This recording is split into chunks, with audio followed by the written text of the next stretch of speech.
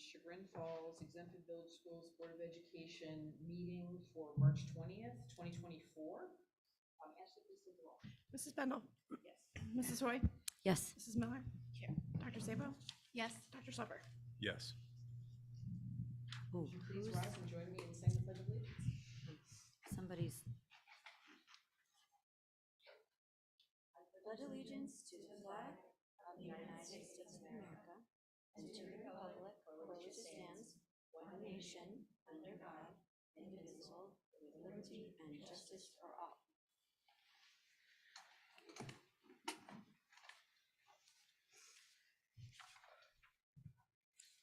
I move to approve the minutes from the February 21st, 2024 meeting. Oh. Do I have a second? We have a feedback issue, but I second it. Second. I do. Ashley, please take the roll. Mrs. Bendel. Yes. Mrs. Hoy. Yes. Mrs. Miller. Yes. Dr. Sabo. Yes. Dr. Schlepper. Yes. And at this point, I'd like to hand the meeting over to Dr. Schlepper, who's going to tell us about our student showcase. All right, I'll keep it brief. We're thrilled to welcome Jill Eisert and her students with some of the work that they've done. Chagrin has a long history of producing incredible artists, as evidenced by what we're seeing here. We were just kind of sitting here looking at this work and how incredible, and I feel like this is something that already you have an innate talent, and then when you add incredible educators on top of it, this is the kind of work that is produced. So we are thrilled to welcome them, and I will allow her to take it from there.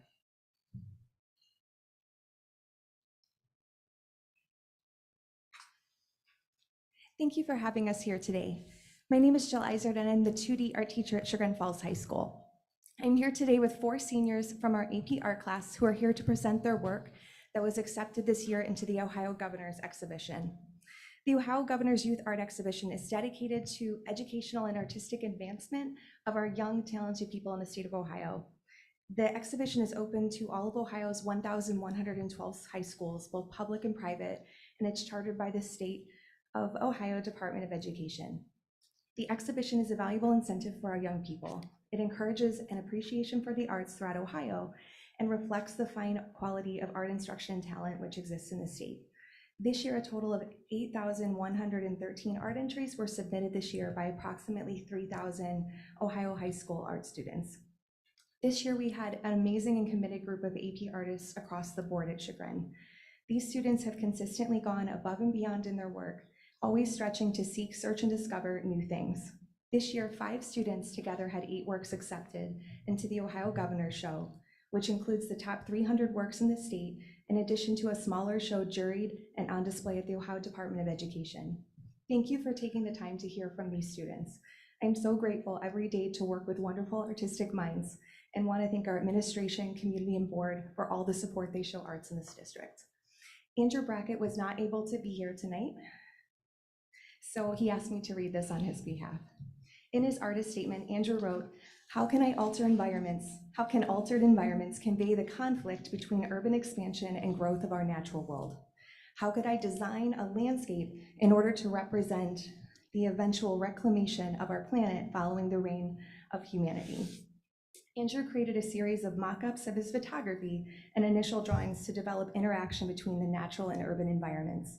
He then worked with Mr. Kimball at our Innovation Center using a process called sublimation, which allows drawings and photographs to be dyed onto drawing papers of Andrew's choosing.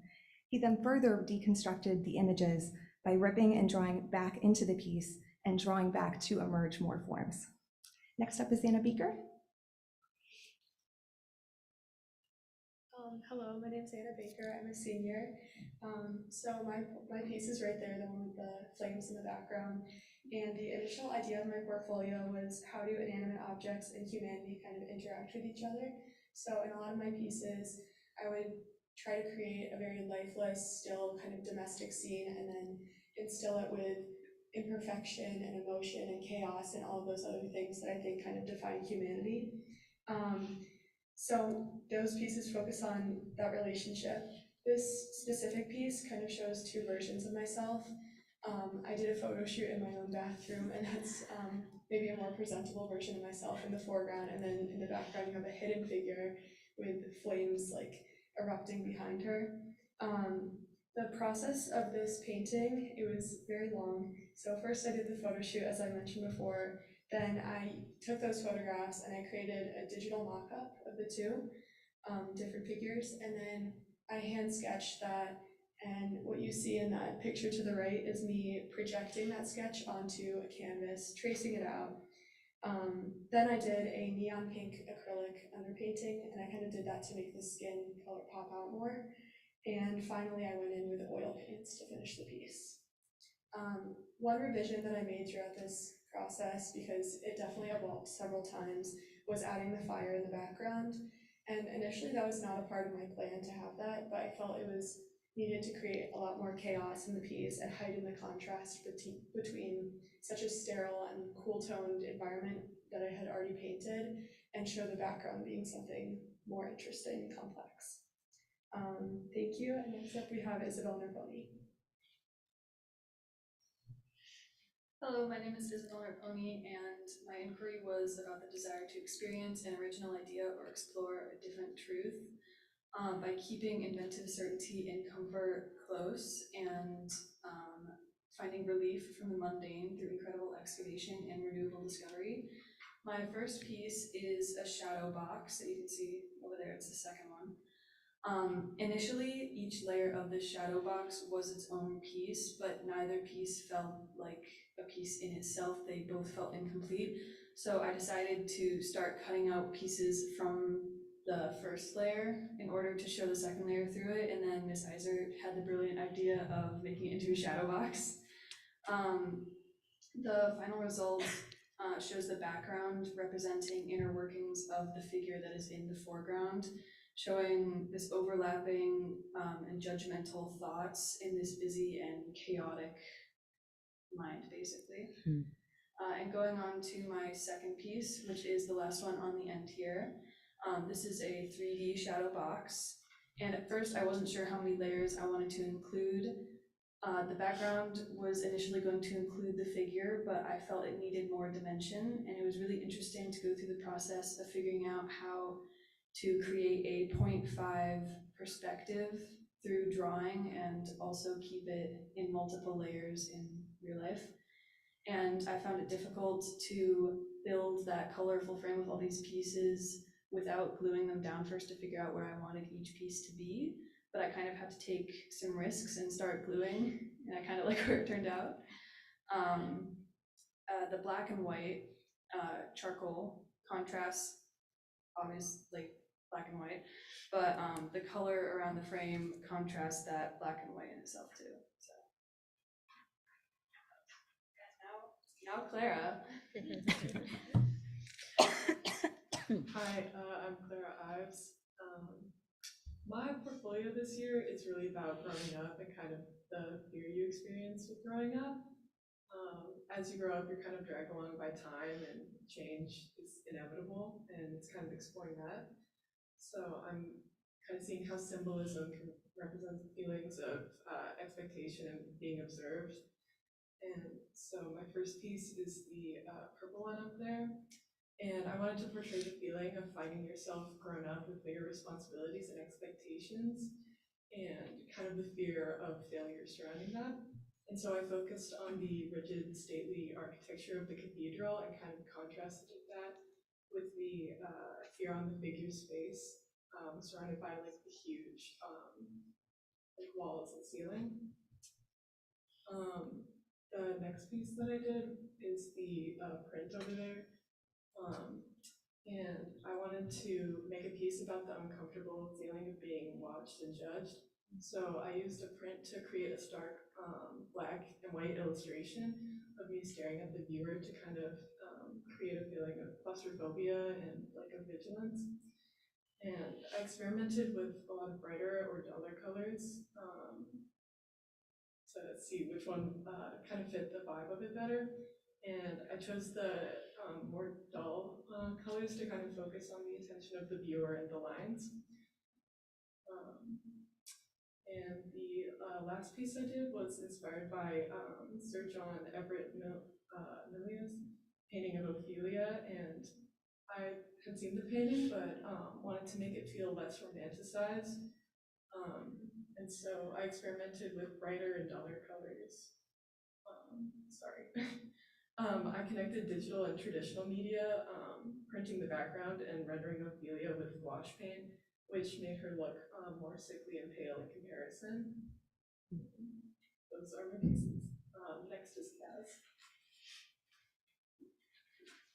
Hi, I'm Kaz. My skateboard is my piece.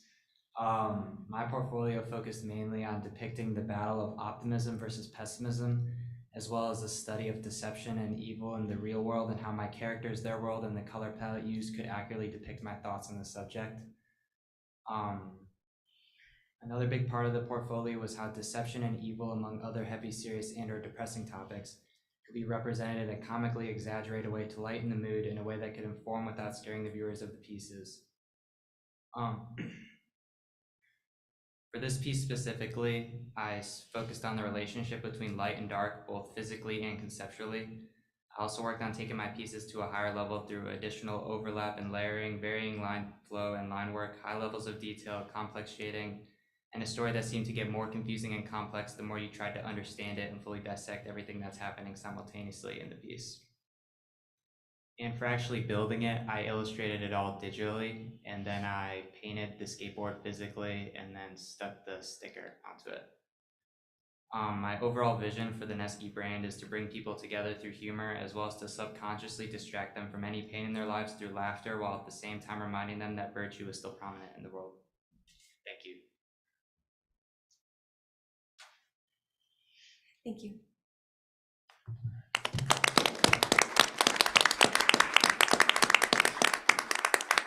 Can I ask a question? So, can you explain a little bit of how much effort goes into, any of the students who do this, anybody who wants to answer, how much goes into actually preparing an AP portfolio? Because it's like a 2-year process, right? It's very involved. So we try to focus on breadth and depth here at Chagrin. So the portfolio prep classes that are typically taken before AP are typically focusing on trying to expand as many medias as we can in the students, so they feel very comfortable, so they have lots of options. And then the AP year is really about creating student-centered learning. So the AP portfolio is a pretty intense process. They usually have to create at least between 5 and 8 works depending on complexity, but the works have to correlate and they have to kind of build upon a theme, but not just a theme, build upon an inquiry line that they enhance throughout the year. So it's usually about 15 slides and a minimum of their 5 best works. So yeah, it's a really fun process. There's writing involved too, right? There's a lot of those. Yes, and these, you can tell that they really worked on their writing and communicating, which is a really huge part of art as well. Absolutely. And do any of you guys want to talk about how much work Mrs. Izard does to get ready, these pieces ready to be submitted to the AP portfolio, because it's incredible.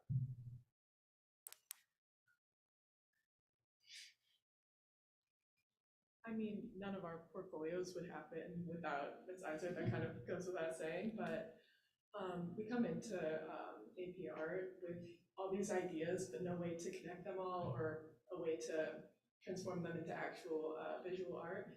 And we really rely on Ms. Izard to kind of make our ideas and make our imagination kind of real and visible. Yeah, thank you so much. It's amazing. And for people who want to see other students' work and past students' work, if you walk through the shared space on the wall, there's posters that have the portfolios from I don't know how many years, a couple of years at least, of students' work. And it's really amazing to see what the art department produces and what our students are capable of doing. It's an incredible program. Thank you. I just wanted to add, once I knew that the high school was going to be doing a student showcase, there was no better class, right, to incorporate than Ms. Izard's class and her students. I've had the pleasure, Jill's been here for almost 10 years now, right? In the fall will be 10 years that she's been a faculty member here at the high school. And this will be my 9th, right? So we've almost been here around the same amount of time. And having had the privilege of sitting in her classroom and being an observer of what transpires, even just from basic drawing, right, for freshmen and sophomores, whoever wants to take it, all of the classes are leveled within the art class. So a lot of times you can take a course over and over again. But watching the work from that level to seeing the development of these students and the growth of their work. There is no doubt in my mind, right, that while they're all incredibly talented, to Clara's point, none of this would transpire without Jill and without her ability to provide a voice and a vision, right, for the students in their work and bring life to what they have envisioned. So I was beyond excited when she shared with me the good news about the Governor's Award, and incredibly great, just feeling really excited that we have this opportunity for our students and that we have her as a faculty member to be able to share that. So thank you for your time this evening, and incredibly proud of these students and their hard work this year. Thank you. And can we maybe pause for a minute and get a picture of each of you with your artwork? Great, thanks.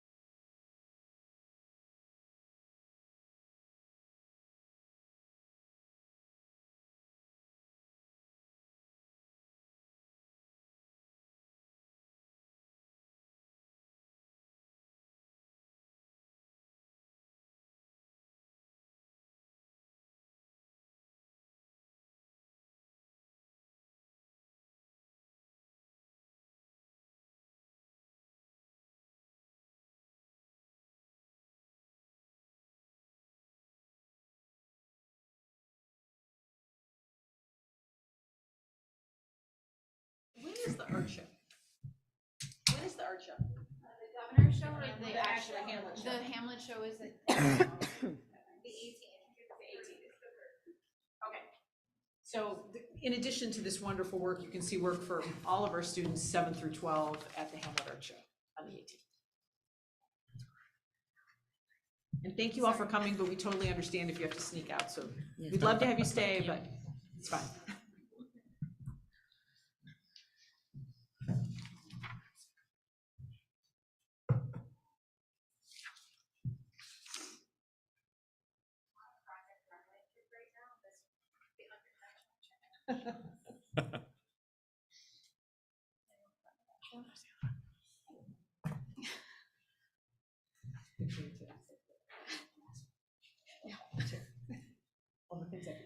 Right. Okay, next up are our district advisory reports. I think Lauren, you were going to talk about senior council. Yeah. So, wow, sorry. So senior council, for those of you who don't know, is for people in the community who may not necessarily have a connection to the school anymore, but are still very interested in, keeping up with what's going on. We have a lot of retired teachers there, parents whose students have graduated, et cetera. We found through strategic planning, both that people appreciate opportunities to interact with the school, and also that students and teachers are looking for more experiential learning. So we sort of combined those two things, and we took senior council to visit the Tiger's Den, which we've all gotten the opportunity to learn about also. And JP gave a really good presentation, one of the CEOs, about the entrepreneurship class and how that whole process works. And we got a tour of the shop in the back, and I think everybody really enjoyed that. And then we had some lunch, and then the senior council also got the opportunity to watch the final dress rehearsal for Beauty and the Beast musical, which was really great too. So that's about it. Thank you. Next up is the athletic committee. Is that Laura first? Yes, sorry, my voice is doing things today. The athletic council met last week and touched on a number of things that will be happening for our athletics.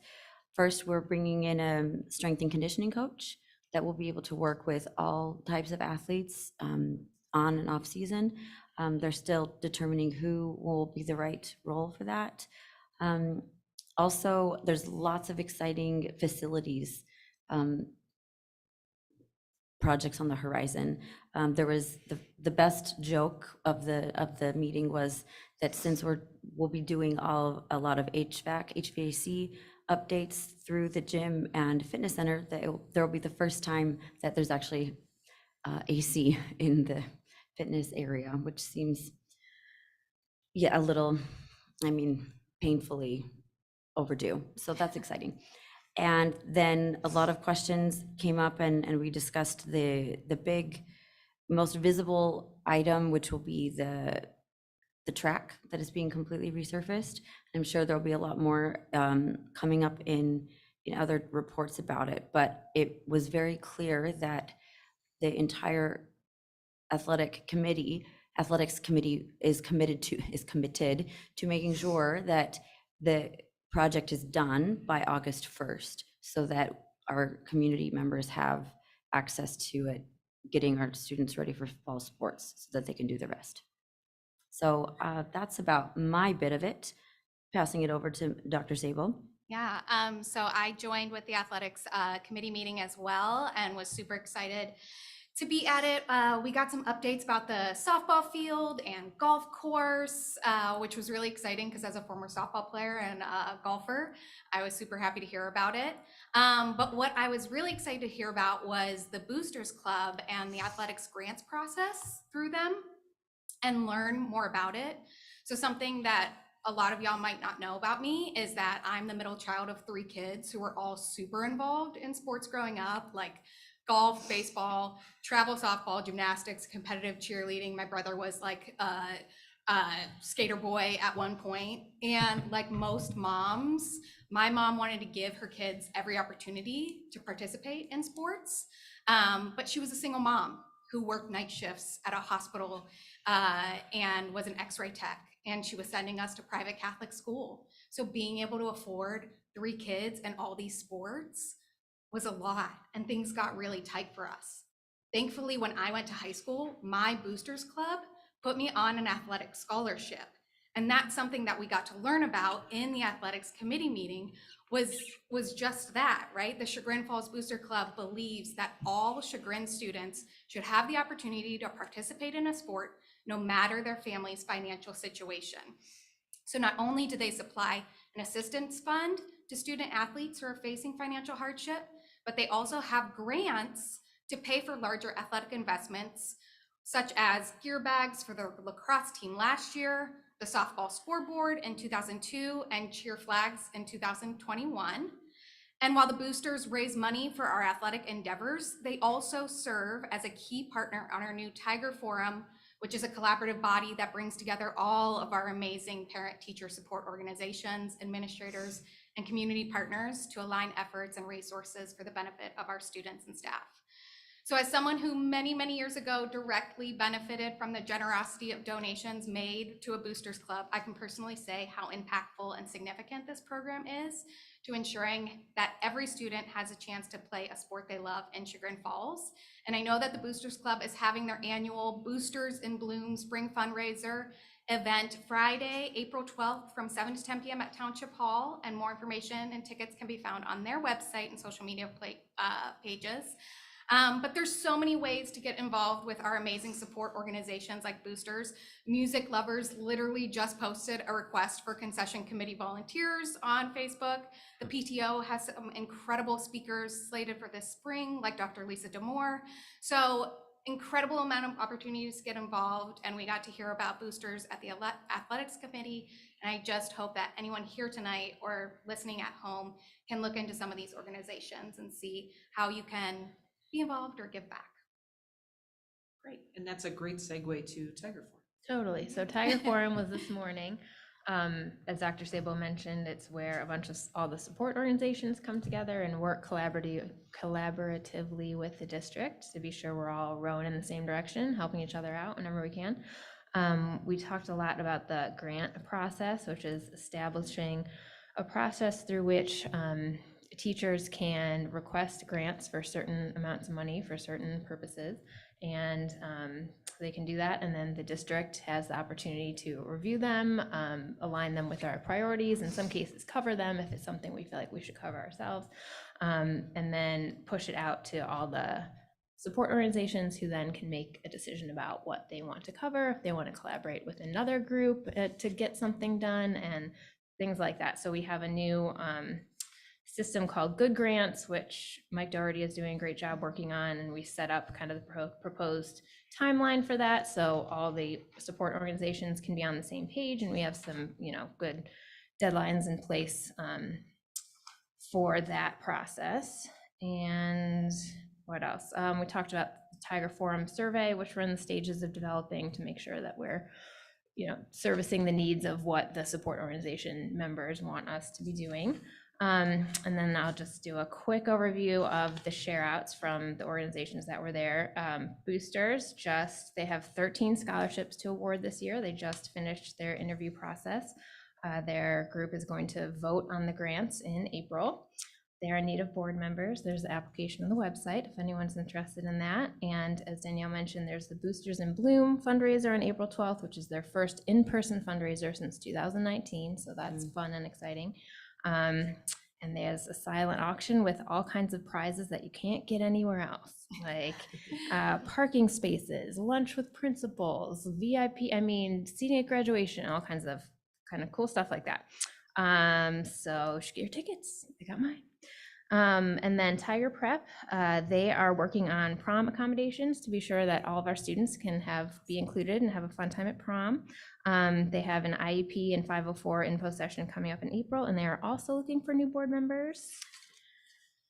Safe Routes is always seeking crossing guards, and they're working on Bike to School Day, which will be May 15th. Primarily, or for the intermediate school, they had 280 participants last year, so they expect a big turnout again. And just a reminder that South Russell kids are also absolutely welcome to participate. We're partnering with Cleveland Clinic, who is going to offer their parking lot up for a meeting point where kids can bike from there. And Lauren, to interrupt just really quickly, since my kid did this last year, if anybody out there watching, or if you have young children that want to bike, make them practice biking with their backpack on for a little bit before, because my daughter literally biked 333 miles in 1 week over the summer and then couldn't bike to the school without toppling over because her backpack is so darn heavy. So just for reference, there's some preparation that is helpful. Music lovers, their scholarship process is ongoing, and their Flocking Flamingo fundraiser is going to be April 12th through the 21st, where you pay to have a flock of plastic flamingos and land in the yard of someone you like or don't like, I don't know. And I think you pay to have them removed and passed on to the next one, so that's fun to see popping up around town. Volunteers, they're ramping up for fall concessions. Always appreciate volunteers. They're doing a new thing this year where they're having theater, choir, and orchestra kind of take ownership over different games and try to cover those within the group, which I think will add a little more fun to it also. Community ed, their spring and summer programs are in place. The new system is working well. And there's going to be some non-sports camps that are moving to Gurney this summer just because of ongoing summer maintenance at this campus. Dad's Club just finished One School, One Book. Hopefully everyone got a chance to see that. So they made some very impressive gates to Willy Wonka's factory and Chocolate Waterfall. They just took all of that down just before voting at the school. They're making a float for Blossom, and they're also putting together the Dad's Club picnic, talking in this meeting this morning about collaborating with other organizations on that, maybe holding it at South Russell Park. So keep an eye out for that. That's always a fun event. And I think that's all I got. Okay. Okay, next up is our first opportunity for public participation for people who are speaking to items on our agenda. Ashley, is anybody signed up? Oh, excuse me. Okay. And while we're waiting, I was at Gurney this morning and the kids are still just buzzing about Willy Wonka. It's really cute. They were talking about other books they wanted to read and how much fun it was and what a great book it was. It was really cute. We actually got to bring Willy Wonka home this weekend and bring him on adventures and take pictures and put his picture in the book. I think Josie got to do it as well, and Teddy kept flipping the page and saying, "Josie did this, Josie," and so we had to add our pictures too. It was sweet. very, very They really cute. enjoyed it. So thank you to the Dad's Club and to the PTO committee. It's a great event. I also mentioned that there were a couple new families that came through for tours and were just wildly impressed by the factory. We do not have anybody for consent agenda, or for agenda items. We do have someone who contacted us ahead of time for the other portion, but not for agenda items. Okay. Okay, I'll move actually to approve consent agenda items 5.02 to 5.10. Do I have a second? I'll second. Any questions or comments on them? We typically don't talk about consent, but there's a pretty important one on consent that at least I just want to bring your attention to, which is 5.10, which is the grant acceptance.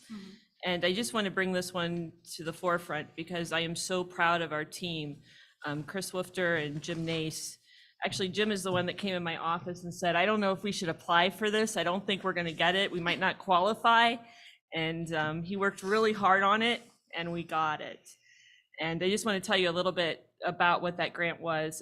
We were notified that we got the Ohio EPA Ohio Recycled Grant, which provides up to $200,000 in matching funds for recycled rubber for our construction project of the track replacement.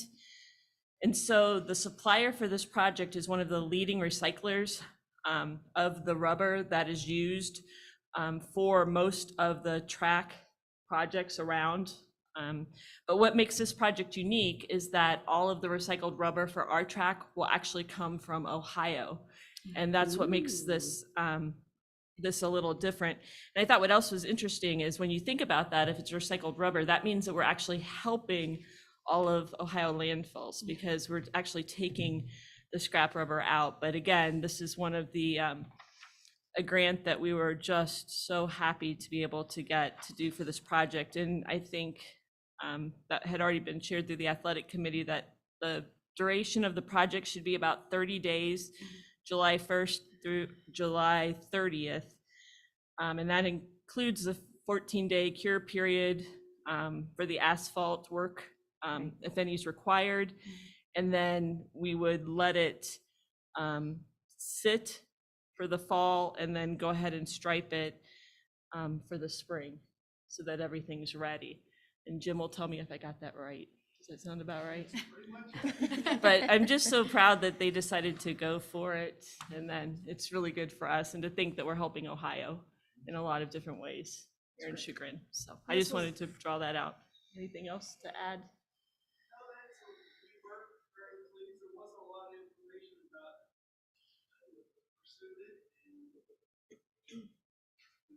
You got it. This was a project that we were already going to do. So this is up to $200,000 of found money. Sure, yeah. So, anything we can do to take the pressure off of the general fund, I'm always very happy about. So this was going to be spent out of the PI fund, but remember that we fund the PI through transfers to the general fund. So indirectly, it does help the general fund bottom line as well. So thank you. That's fantastic. Jim, the product itself is the recycled rubber. We looked into other places that have used it, or is it something we were going to use anyway? How did we come up with the product?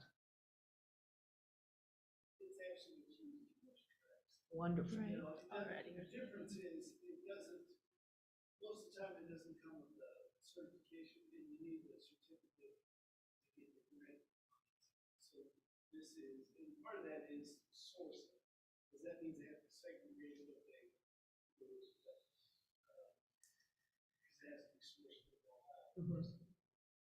And then follow-up question, do we also have the opportunity to take the rubber that is being removed? Is it cyclical in that sense? That the rubber that we're taking off is being used in somebody else's project? I don't believe so because it's the binder. I don't know if they clean that, I doubt they do. It was wishful thinking. It would have been so nice. Felt very, circle of life. Yeah, I believe that we possibly someday they can get there, I don't think we're there now. The cost of separating the granules. And then there's also, when they're gonna build our track, it's gonna be built in 5 layers, and those layers are all different size granules. So they have to sort it that process is not just standard one size granule, different size granules. Is it like larger to smaller as it goes? Or, okay. So this is great. So it's a product we were going to buy anyway. Right. We got a grant, so that's And just we're, terrific. Jim said that it was, we'd get certification. Chris's notes to me that he left said the supplier for this product is a leader in recycled rubber supplying and has been working with this recycled material since 1969. Oh. So That's it's a reputable. That's fantastic.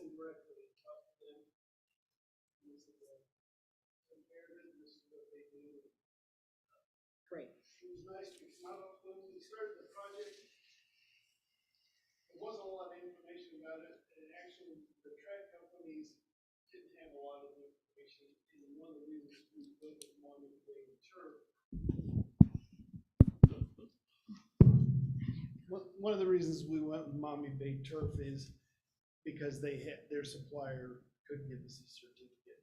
But they're Spartan Enterprises, they're out of Barberton, they're called, as Dr. Pinzowski said, they've been doing this since 1964. That's fantastic. Thank you. That's great. Okay, Ashley, will you please take the roll? Mrs. Hoy, Yes. Mrs. Miller, Yes. Dr. Sabo, Yes. Dr. Schlepper, Yes. Mrs. Bendel. Yes. Okay, next up, do I have a motion to approve the superintendent's recommendations 6.02 through 6.14? A motion. Do I have a second? I'll second. Do you want to walk us through these? Sure, and we do have Mr. Nace here for the construction pieces in the beginning if you have additional questions. I think most of these aren't a surprise as we've been talking through them through facility committee. But if we start with 6.02, that would be the Gurney paving project. That's basically to get us some expansion as well for that parking lot. We'd seen some drawings and pieces for that. 6.03 would be the roofing improvements that we had talked about. 604 and 605. So I'll just pause there just for a second. Any questions about any of the construction pieces? Briefly, as it pertained to what was discussed at athletics committee, and pardon me for not seeing the exact plans, where is the relationship with the softball field and the new parking? Is there going to be any sort of, is it taking away from any of the field parts, or is it being No, I don't think we appropriated have from a- other spots? No, it's not taking away from any It's of the not, athletic I can- fields. I could show you, I don't have something I put up on the Oh, screen. it's fine, it's fine. But it is south of the backstop. Cardinal directions mean nothing to me without the Rocky Mountains. I can show you, it's, there's gonna be a retention. I was gonna say, if I'm facing Gurney, is it left or behind or front? If you are on the pavement looking at the softball field, it would be to your left. Gotcha. That's all I needed. Apparently that's south. See, there's Ooh. softball, and there is where the work, that only, Exciting, okay, thank you. Thanks, Mr. Nace. was that it for the pavement? We were, by the way, we were pleased, it came in less than the estimates, so we're gonna pick up additional lighting out there. I did see that. That's exciting. How many spots are we gaining? Do you know off the top of your head? I don't have it off the I'm top of my sorry, head, yeah. but more than 40. Okay. Oh, great. Yeah, more than 40, and some of that's tough to count because people parked along the drive and, you know, are we I'm sure they counting won't those stop. as new spots? Are Right. we counting those as? We're kind of officializing some of the ones people There used you go. already, so, yeah. Paving Paving some of the way. Right. Are there any other questions? Thank you so much for being here and helping us. 6.04 and 6.05 are memorandums of understanding with our CFEA. That's our teachers union. Those two MOUs, the first one was just to increase our Washington DC trip pay for chaperones. It hadn't been updated for a while, so that was just to ensure that our chaperones were compensated correctly. And 6.05 had to do with the 2 additional work days. Remember, we want to give time to teachers to be prepared for the start of school. And so we moved around our calendar a little bit with the student start day and how those days would be used. And our team is working with CFEA to figure out what that's going to look like right now. So we're in the process of talking that through and getting that scheduled. So then on 6.6, you're going to start to see the contracts and you can go through, you'll see additional hours. Those are all things, you'll see some summer boot camps, hours for things like PD. Then you have your classified personnel contracts. Those should look pretty familiar with the additional hours that follow.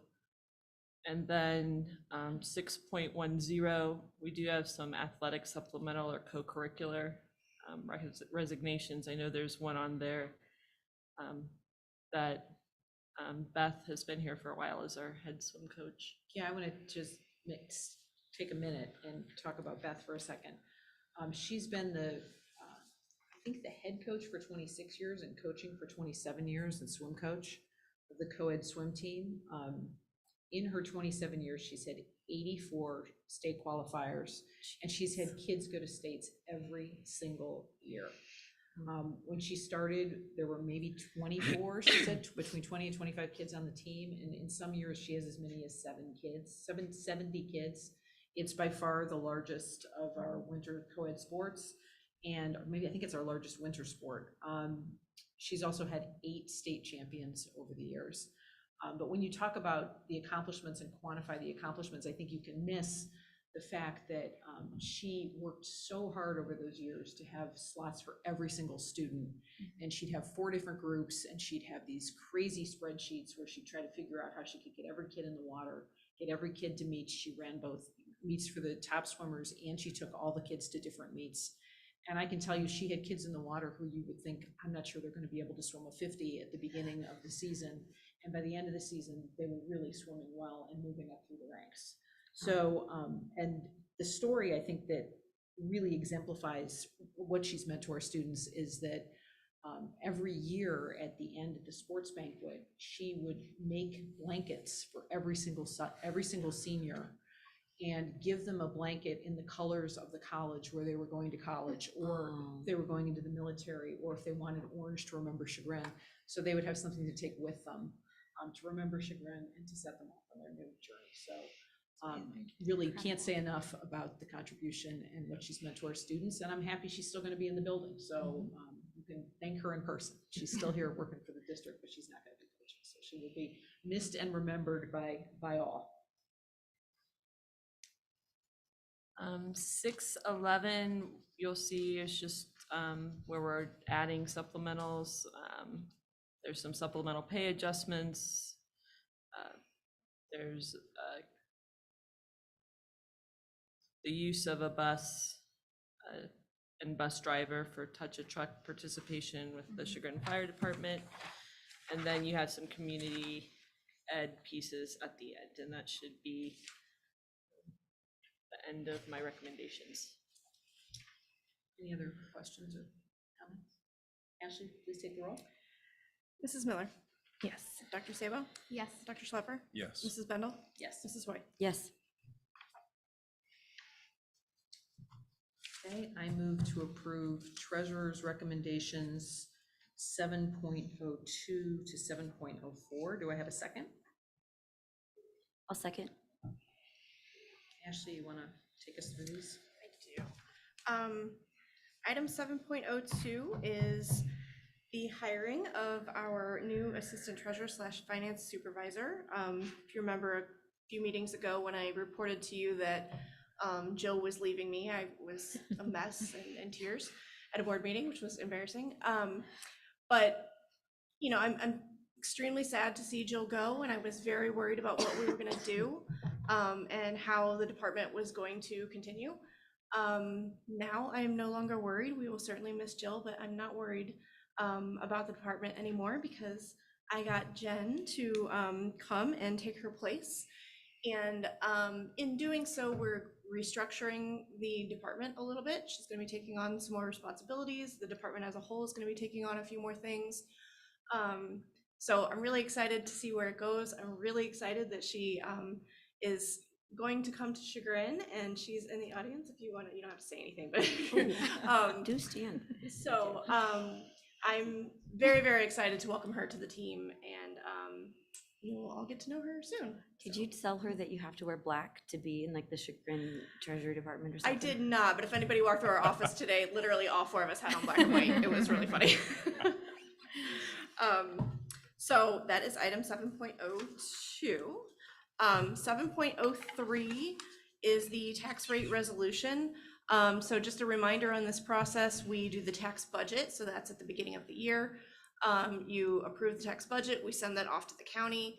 They review our rates, they review our property valuations, and then we have a conversation, and then they set the actual millage rates. So a few meetings ago, I talked about the, as part of my spotlight, I talked about the millage rates. So I'm going to take 1 second, it's one slide, I promise. And I pointed out then that there's the reductions for House Bill 920, and then there are also the reductions for the bond millage. So as our bonds get paid off, we reduce millage because we don't need to continue to collect as the bonds get paid down. So I had a discussion with the county, and we were able to reduce the bond millage by another 0.24 mils. So almost another quarter mil. So you'll see that, and then what I put together here, and this is attached to the in board docs if anybody wants to actually look at it, is just kind of a history of the bond rates, or all the tax rates really, and it shows where those where the bond millage has been reduced. So since our tax levy, I've got it pointed over there to tax year 18, but tax year 20 was actually when the levy was passed. Since that levy was passed, we've been able to reduce our millage by 0.77 mils. So that's, not patting myself on the back on that for anything at all. That is just the nature of bonds. And I don't know that everybody really understands that. So I just wanted to kind of point it out there. So that is item 7.03. 7.04 is the financial reports for the month of January.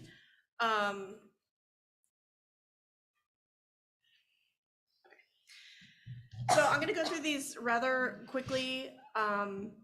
Everything is pretty much standard the way I've been presenting it for the last few months.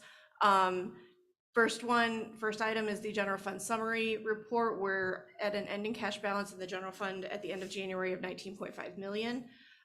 Revenue is up for the month a little bit from the previous month, just because we start to receive our taxes in January. We get one advance, and then it's not a ton, it's not enough to cover the expenses, so the cash balance will still go down, and you'll see that in a minute, but it is up from the prior month. This is a comparison of year to date on our revenue. I've still got that advance called out just so you can see the difference, because that's kind of misleading if we just show you the total. So that line there shows just a comparison, and that orange column there is current year. That shows you compared to the prior 5 years.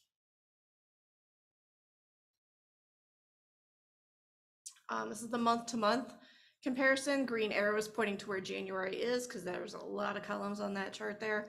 But revenue's up a little bit from last year at this time, but it's nothing significant.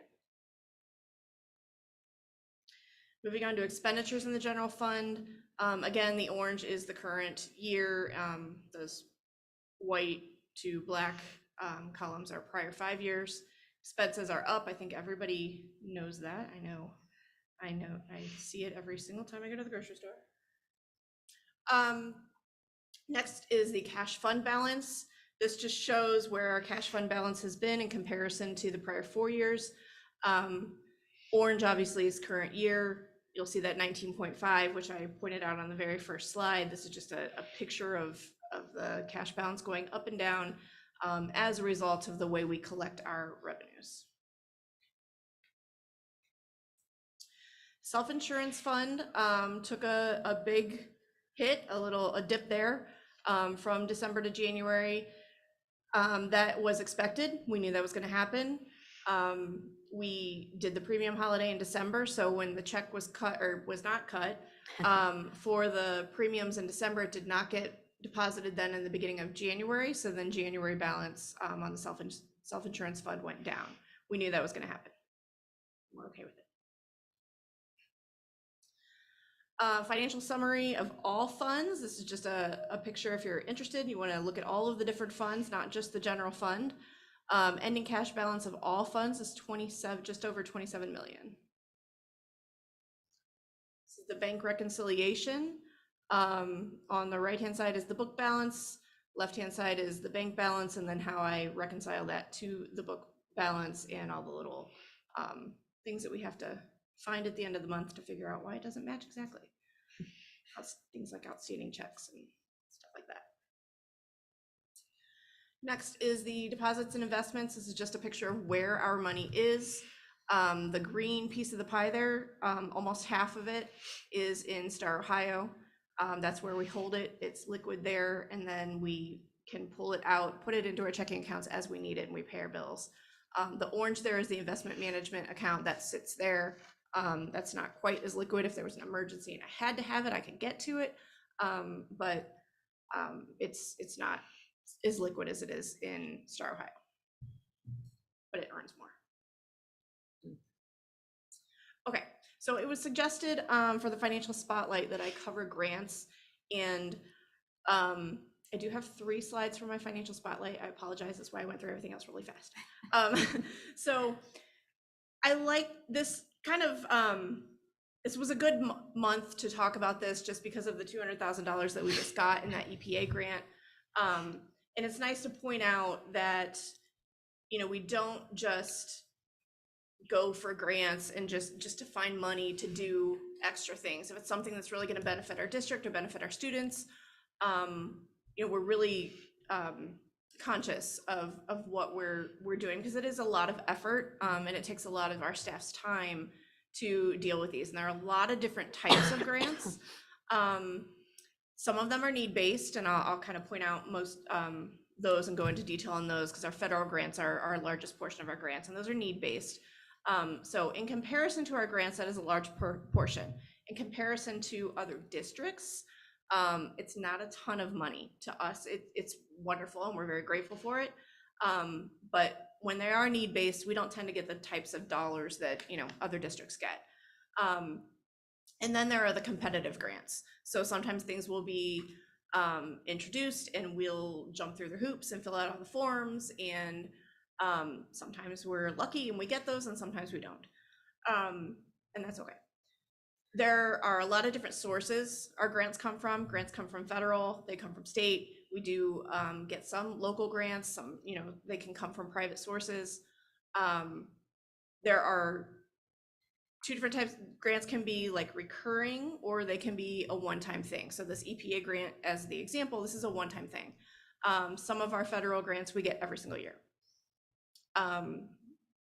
They have different spending requirements, so you have to really manage them. A lot of districts have one individual who, that's all they do is monitor grants, apply for grants, and take care of it, do all the reporting requirements and all that type of thing.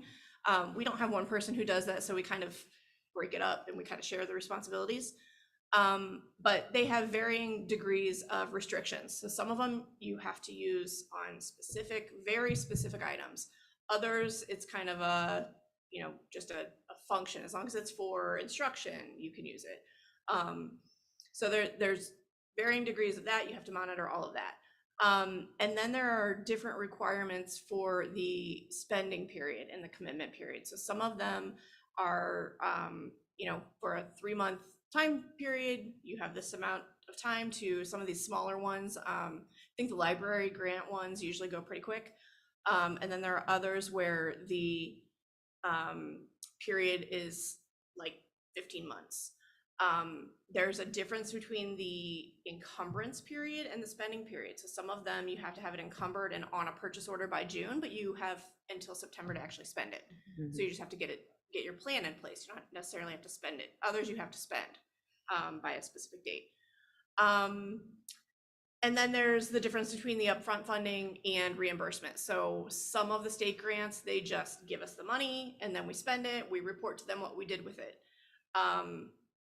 Some of them, all the federal grants, are on a reimbursement basis. That's why almost every month we have all these negative numbers on the federal grant funds. It's because we spend it first, then we go ask them for the money.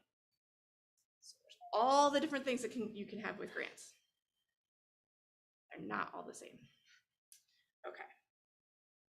A lot going on here. I'm not going to read it all, I promise. So this slide is all of our federal grants that come through the CCIP, which is Continuous Something Improvement Plan. So it comes through ODE, but it's federal money. So they give it to ODE. We get an allocation every year. These are the ones that are like I used the example on the previous slide of the perennials. These come back. If we don't spend all of the money, oftentimes it will carry over. Some of them it'll carry over. Some of it, you lose it if you don't spend it. So that kind of determines sometimes which one you spend first. This is where all of the ESSER money was. I included all of the ESSER grants in one line, because if I tried to, I could spend days just talking about ESSER. But those are all different ESSER grants, and they are all in different lines, different coding, and have different requirements. Yes. Does ESSER end, or is that? That's what I was gonna ongoing? ask. So we get, all of ours is spent. We have one application that I can submit soon. Actually, I already can, but I'm going to submit soon. And it's a very small amount in comparison to what we received. But yeah, this is the last year. What does reporting out look like for these federal ones? So for federal grants, for these that are through the CCIP, it's on a portal on the on our ODE website. So it's very standard. I fill out the form, I put the categories and where it was spent, which grant it was for, and then I will print off a specific report. I will PDF it and send it to them, and then we get our reimbursement. Are you required to do it just when the grant is over, or are you having to do? These you can do at any throughout? time. Okay. Some districts are very strict and do it, every 2 weeks. It's a cumbersome process because we do have so many. Yeah. So I'm not that strict on it. They're good for the money. We're gonna get it. Yeah. So we spend up to our allocation. We know what our allocation is ahead of time, and we spend, and then when we get the time, we submit for the reimbursement. But yes, by a certain date, you have to have the final done. Okay, so moving on from ESSER to IDEA B, these are our special education grants. We use those for things like wages for special ed aides, instructional supplies, equipment, professional development. I just listed kind of the types of uses on here, just because I know we get some questions about what do we use grants for. So those are just the kind of some bullet points there on how we're using these grants on these federal grants. I'm not going to read through all those, but take a look at it if you're interested. And I just lost my place on here. Okay. And then the next slide is some of the grants that also come through the state, but these are not CCIP grants, so these are a little bit different. So these are like this $200,000 EPA grant, this would be on here. School bus purchase grants. We get a lot of different safety grants, and I kind of lump those all together, but we get, we've gotten safety grants from the state of Ohio, from BWC, also part of Ohio, the OFCC, Ohio Facilities Construction Commission, and they all, again, have their own set of requirements. But we've used those for things like safety equipment, cameras, doors, communication systems. I think the phone system, we've used those. And then we get some little library grants, so we can buy some library books. And I mean, these are things that we're gonna need anyway. We're gonna buy them. If we can get some grant money to cover it, we'll do that. And then the school connectivity grant's a very minor one. We use it on our internet services. In relation to the amount that we spend, though, it's a very small amount of it, but we'll take what they give us. And then my last slide is I just kind of took all of the grant expenditures for the last 3 years or 2 years prior, and then the current year through January, just to kind of give you an idea of the type of dollars that we're spending on things. So anybody wants the detail on any of this, I can run it for them. I just kind of broke it down into some categories that made sense to me. HVAC improvements is ESSER money. We've spent $1.3 million on HVAC improvements that, you know, we likely would have made as part of our permanent improvement plan anyway. So that's fantastic. That's amazing. Yeah, that started out, the ESSER money started out really restrictive. Yeah. And then by the end of it, they were like, use it on whatever you want. So that was one of the things that we were allowed to use it on, and that was fantastic. So over the last 2.5 years, we've used more than $3.2 million in federal and state grant funding. So lots of different things that we do with it, that we're allowed to do with it, and it takes some work from our staff, not just my staff. Clearly, you see other departments that are putting the work into these grant applications, and offsetting dollars for our taxpayers. So it's a little long. That's great. You're regretting No, your that's suggestion, great. aren't you? Can you explain, we get revenue we get operating revenue from tax base, obviously, from grants. How you made the comment that we're not eligible for a lot of grants, or we don't get a lot of grants. Could you explain why that is? Because so depending on what the grant is, they're awarded based on things like income in our district. They're awarded based on maybe the number of students you have on an IEP, the number of students. I know one really good example is the ELL grant. You get based on the number of students who are English learners, you get some money.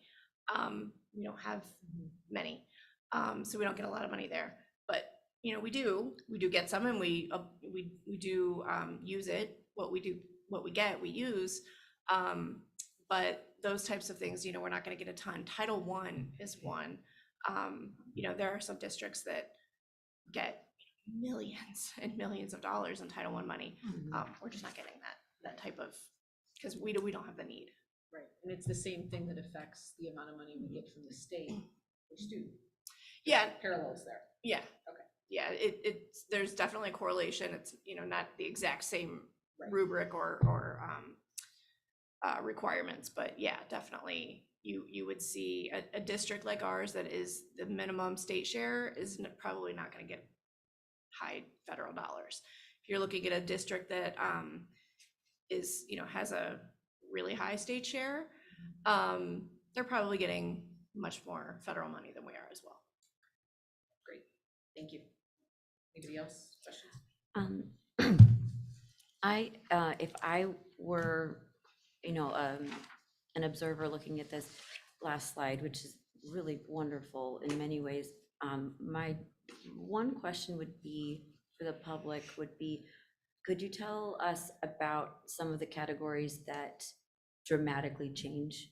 Because many of these seem to be fairly steady. Mhm. And then, for example, and then we see like school buses, we don't, or HVAC, which is fine. But then, when you see like instructional supplies and instructional equipment triple, Mhm. the public is curious. So, the school bus one, I will point out that those monies we get, that's an annual grant. We do get it every year. Okay.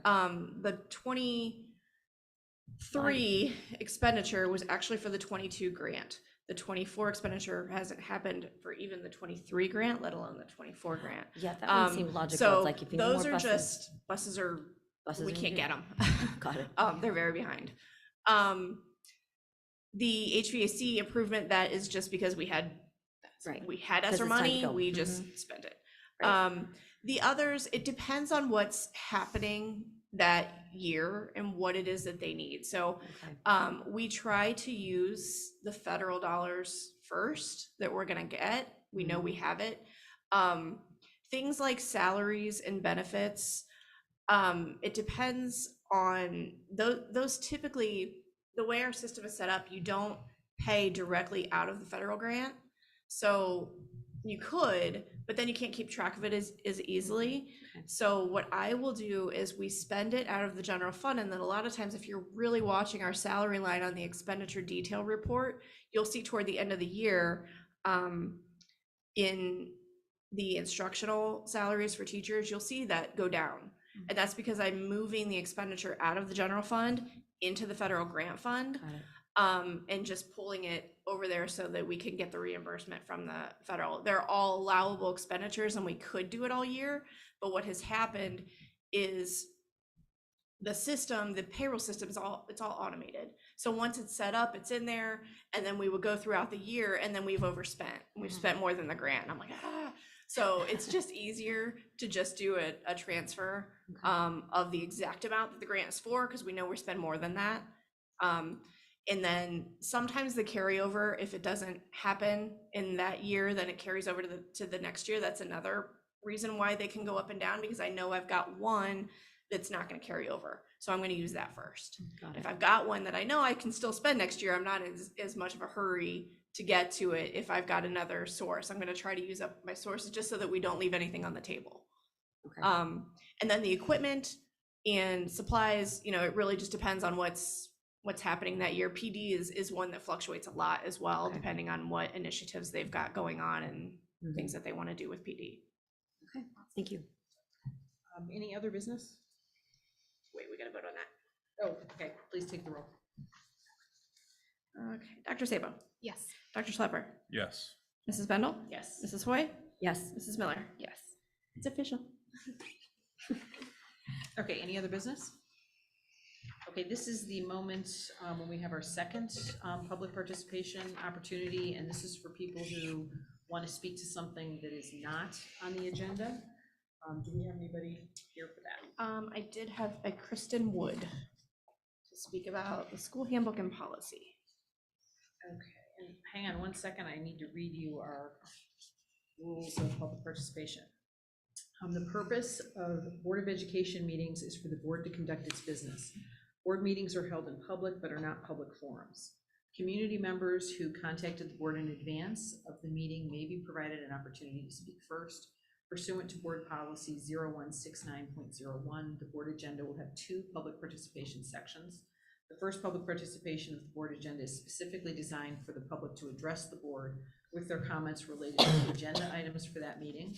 This portion of the meeting shall be limited to 30 minutes unless extended by vote of the board. The second public participation section of the board's agenda is specifically designed for the public to address the board with their comments relating to non-agenda items. This second opportunity for public comment shall be after the completion of all action items on the agenda. This portion of the meeting shall be limited to 15 minutes unless extended by vote of the board. The board may prevent individuals to attend meetings remotely through live broadcast. However, public participation will be limited to those who are in attendance at the meeting site only. The board is not responsible for any technology failures that prevent or disrupt any individual from attending remotely. Each participant will have 3 minutes to speak. No person may speak twice until all who desire to speak have had the opportunity to do so. Remember, this is a formal and official meeting of the board, and what you say becomes part of the official meeting report. If your comment involves a problem with a student, employee, or board member, please do not address them by name. Keep in mind that we're meeting in a schoolhouse and possibly in the presence of students. Following your public comment, if you have specific questions, please email the superintendent at jenniferpinzarski@chagrinschools.org. Thank you. Good evening. My name is Kristen Wood, and I am a social work graduate student at Case Western Reserve University. I also attended Chagrin Schools from kindergarten to 12th grade, and I coached cheerleading at the high school here for 10 years, from 2009 to 2019. My two daughters also graduated in 2017 and 2019. I am currently taking a class on child and family policy and needed to look at a policy that could be improved to advocate for a marginalized population. So I chose my school's anti-bullying and harassment policy. Since we know that bullying is pervasive in schools today and that it can lead to severe consequences such as depression, anxiety, and even suicide, I've been researching the issue, and I have found that the more students deviate from the norm, the more they will be at risk of being bullied. In particular, LGBTQ teens face much higher rates of bullying than their heterosexual peers because of their sexual orientation or gender identity, which therefore puts them at greater risk for depression and suicide. In the CDC's Youth Risk Behavior Survey, which collected data from public and private high schools across the US in 2021, the trends are clear. In every single mental health and suicidality category, LGBTQ teens scored worse than their non-LGBTQ peers. For example, 52% of LGBTQ kids reported poor mental health as opposed to 22% of their heterosexual peers, and 22% of LGBTQ kids actually attempted suicide, as opposed to only 6% of heterosexual teens. These statistics are staggering and alarming. Furthermore, as I'm sure you know, Ohio is currently trying to pass multiple anti-LGBTQ legislation items. This sends a strong message to children that if they don't identify as heterosexual, they are not accepted, welcomed, or respected in society. At a time in human development when teenage children are really struggling with who they are, this is not okay. Currently, your policy in the student handbook states, quote, "No student shall harass any other student, school employee, community member, or school visitor on the basis of color, race, national origin, religion, age, and disability status, or other protected characteristics," end quote. There's no mention of sex, gender identity, or sexual orientation here.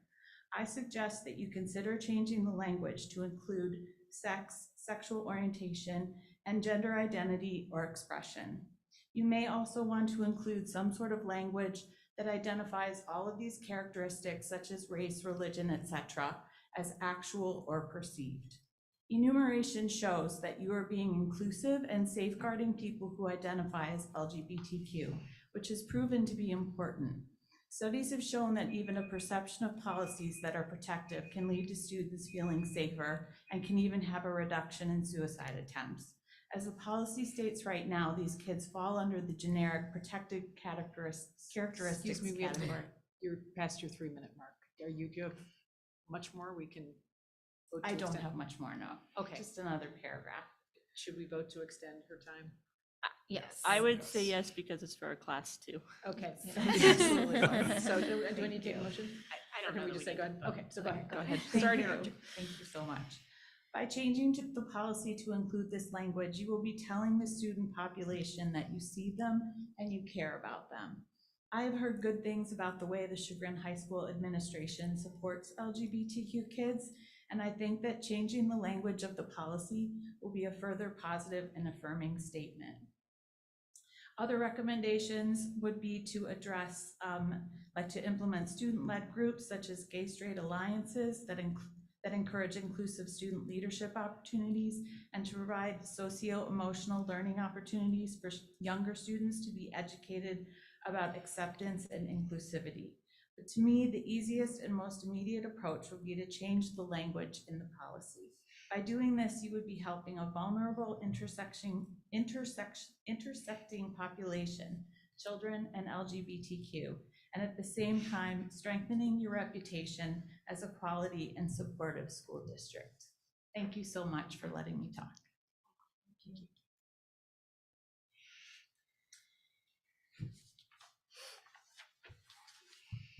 Okay, I think that concludes our March 20th meeting. Do I have to move for executive session? Or Yeah. do we, Yeah, so we need, is that the next thing? so Lauren, can you move for, you do have executive session Yes. tonight. We will not be taking action after executive session. I'd like to make a motion to enter into executive session in accordance with Ohio Revised Code 121.22 for the sole purpose of the consideration of the following matters.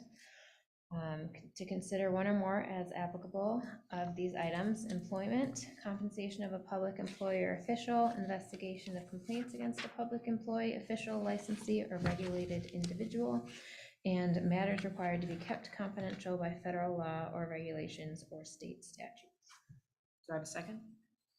I'll second. Ashley, please take the roll. Dr. Schlepper, Yes. Mrs. Bendel, Yes. Mrs. Hoy, Yes. Mrs. Miller, Yes. Dr. Sabo. Yes.